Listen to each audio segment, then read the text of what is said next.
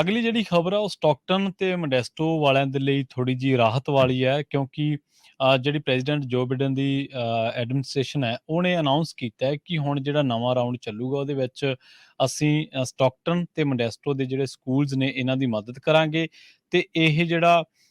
ਰੱਖਿਆ ਗਿਆ ਹੈ ਕਿ 94 ਮਿਲੀਅਨ ਦੀ ਜਿਹੜੀ ਰਾਸ਼ੀ ਉਹ ਦੱਸੀ ਗਈ ਹੈ ਤੇ ਦੱਸਿਆ ਗਿਆ ਹੈ ਕਿ ਇਹ ਖਰਚੇ ਜਾਣਗੇ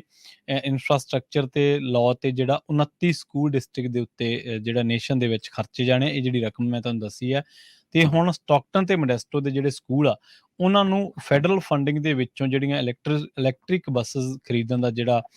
ਫੰਡ ਆ ਉਹ ਮਿਲੂਗਾ ਤੇ ਦੱਸਦੇ ਆ ਕਿ ਇਸ ਪ੍ਰੋਗਰਾਮ ਦੇ ਤਹਿਤ ਜਿਹੜਾ ਕਿ ਫੈਡਰਲ ਗਵਰਨਮੈਂਟ ਦਾ 283 ਜਿਹੜੀਆਂ ਕਲੀਨ એનર્ਜੀ ਸਕੂਲ ਬੱਸਸ ਆ ਉਹ ਖਰੀਦੀਆਂ ਜਾਣੀਆਂ ਆ ਤੇ ਸਟਾਕਟਨ ਯੂਨੀਫਾਈਡ ਸਕੂਲ ਡਿਸਟ੍ਰਿਕਟ ਤੇ ਮੋਡੈਸਟੋ ਸਿਟੀ ਐਲੀਮੈਂਟਰੀ ਜਿਹੜੇ ਸਕੂਲ ਆ ਉਹ ਇਹਦੇ ਲਈ ਚੁਣੇ ਗਏ ਨੇ ਜੇ ਇਹਨਾਂ ਦੋਨਾਂ ਸਕੂਲਾਂ ਨੂੰ ਇਹ ਜਿਹੜੀਆਂ ਬੱਸਸ ਮਿਲਣਗੀਆਂ ਤੇ ਵੀ ਆਲ ਜਿਹੜੀਆਂ ਇਲੈਕਟ੍ਰਿਕ ਸਕੂਲ ਬੱਸਾਂ ਇਹਨਾਂ 7.9 ਮਿਲੀਅਨ ਜਿਹੜੀ ਰਾਸ਼ੀ ਆ ਰਕਮ ਆ ਇਹਨਾਂ ਤੇ ਖਰਚੀ ਜਾਊਗੀ। ਇਸੇ ਤਰ੍ਹਾਂ ਜਿਹੜੀਆਂ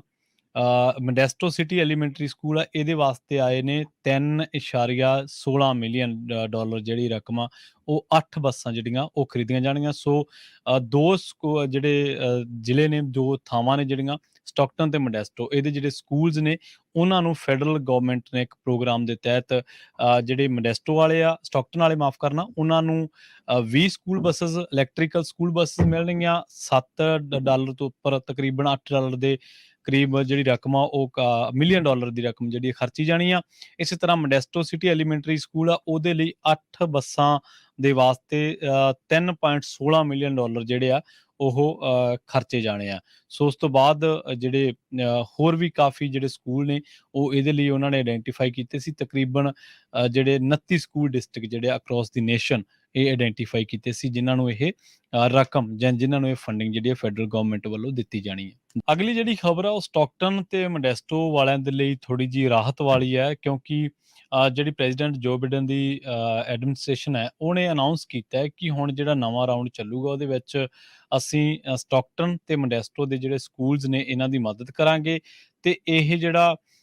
ਰੱਖਿਆ ਗਿਆ ਹੈ ਕਿ 94 ਮਿਲੀਅਨ ਦੀ ਜਿਹੜੀ ਰਾਸ਼ੀ ਉਹ ਦੱਸੀ ਗਈ ਹੈ ਤੇ ਦੱਸਿਆ ਗਿਆ ਹੈ ਕਿ ਇਹ ਖਰਚੇ ਜਾਣਗੇ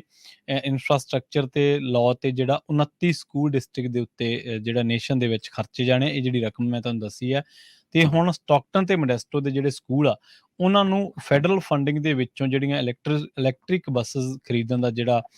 ਫੰਡ ਆ ਉਹ ਮਿਲੂਗਾ ਤੇ ਦੱਸਦੇ ਆ ਕਿ ਇਸ ਪ੍ਰੋਗਰਾਮ ਦੇ ਤਹਿਤ ਜਿਹੜਾ ਕਿ ਫੈਡਰਲ ਗਵਰਨਮੈਂਟ ਦਾ 283 ਜਿਹੜੀਆਂ ਕਲੀਨ એનર્ਜੀ ਸਕੂਲ ਬੱਸਸ ਆ ਉਹ ਖਰੀਦੀਆਂ ਜਾਣੀਆਂ ਆ ਤੇ ਸਟਾਕਟਨ ਯੂਨੀਫਾਈਡ ਸਕੂਲ ਡਿਸਟ੍ਰਿਕਟ ਤੇ ਮੋਡੈਸਟੋ ਸਿਟੀ ਐਲੀਮੈਂਟਰੀ ਜਿਹੜੇ ਸਕੂਲ ਆ ਉਹ ਇਹਦੇ ਲਈ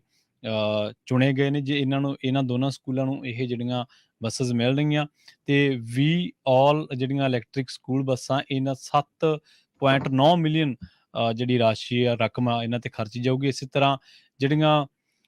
ਮੋਡੈਸਟੋ ਸਿਟੀ ਐਲੀਮੈਂਟਰੀ ਸਕੂਲ ਆ ਇਹਦੇ ਵਾਸਤੇ ਆਏ ਨੇ 3.16 ਮਿਲੀਅਨ ਡਾਲਰ ਜਿਹੜੀ ਰਕਮ ਆ ਉਹ 8 ਬੱਸਾਂ ਜਿਹੜੀਆਂ ਉਹ ਖਰੀਦੀਆਂ ਜਾਣਗੀਆਂ। ਸੋ ਜਿਹੜੇ ਜ਼ਿਲ੍ਹੇ ਨੇ ਦੋ ਥਾਵਾਂ ਨੇ ਜਿਹੜੀਆਂ ਸਟਾਕਟਨ ਤੇ ਮੋਡੈਸਟੋ ਇਹਦੇ ਜਿਹੜੇ ਸਕੂਲਸ ਨੇ ਉਹਨਾਂ ਨੂੰ ਫੈਡਰਲ ਗਵਰਨਮੈਂਟ ਨੇ ਇੱਕ ਪ੍ਰੋਗਰਾਮ ਦੇ ਤਹਿਤ ਜਿਹੜੇ ਮੋਡੈਸਟੋ ਵਾਲੇ ਆ ਸਟਾਕਟਨ ਵਾਲੇ ਮਾਫ ਕਰਨਾ ਉਹਨਾਂ ਨੂੰ 20 school buses electrical school buses ਮਿਲਣਗੀਆਂ $7 ਤੋਂ ਉੱਪਰ ਤਕਰੀਬਨ $8 ਦੇ ਕਰੀਬ ਜਿਹੜੀ ਰਕਮ ਆ ਉਹ ਮਿਲੀਅਨ ਡਾਲਰ ਦੀ ਰਕਮ ਜਿਹੜੀ ਖਰਚੀ ਜਾਣੀ ਆ। ਇਸੇ ਤਰ੍ਹਾਂ ਮੋਡੈਸਟੋ ਸਿਟੀ ਐਲੀਮੈਂਟਰੀ ਸਕੂਲ ਆ ਉਹਦੇ ਲਈ 8 ਬੱਸਾਂ ਦੇ ਵਾਸਤੇ 3.16 ਮਿਲੀਅਨ ਡਾਲਰ ਜਿਹੜੇ ਆ ਉਹ ਖਰਚੇ ਜਾਣੇ ਆ। ਸੋ ਉਸ ਤੋਂ ਬਾਅਦ ਜਿਹੜੇ ਹੋਰ ਵੀ ਕਾਫੀ ਜਿਹੜੇ ਸਕੂਲ ਨੇ ਉਹ ਇਹਦੇ ਲਈ ਉਹਨਾਂ ਨੇ ਆਇਡੈਂਟੀਫਾਈ ਕੀਤੇ ਸੀ ਤਕਰੀਬਨ